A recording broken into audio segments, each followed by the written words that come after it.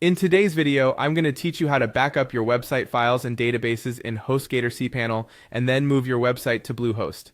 Whether you're switching hosting providers for better service or new features, knowing how to migrate efficiently is a skill every website owner should master. So let's jump right into the process.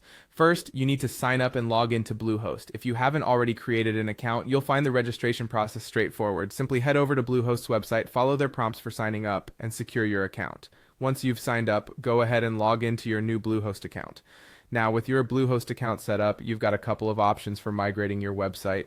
You can use Bluehost's migration tool, which is designed to streamline the process and is particularly handy for those who might not want to dive too deep into technical details. However, if you prefer more control, you can upload your backup files manually through cPanel or via FTP. For those who choose the manual method, remember that keeping your files neatly organized will make the transfer smoother and help avoid any potential hiccups.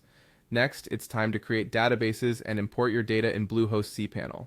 Log into your Bluehost cPanel, locate the databases section, and start by creating the databases needed by your website. This mirrors the setup you had on HostGator. After setting them up, you'll want to import your data. Use the import function within cPanel to upload the SQL files you backed up from HostGator. This step is crucial for ensuring all your data is correctly transferred, so double-check all paths and access credentials. After your databases are imported, you'll need to update your domain name servers to point to Bluehost. This is how the internet knows where to find your website. Go to your domain registrar's website and navigate to the DNS settings for your domain. Here you will replace the existing name servers with those provided by Bluehost. This step can sometimes take a bit for changes to propagate across the web, usually a few hours up to 48 hours. Finally, once the DNS changes have propagated, it's time to test your website on Bluehost. Visit your site using your domain name to ensure everything looks and functions as it should.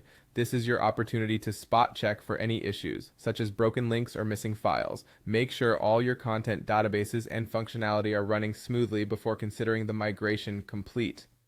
Migrating your website is an important skill and can often be a daunting task, but with these steps, you can tackle the process with confidence and ensure your online presence maintains its integrity and functionality in its new home.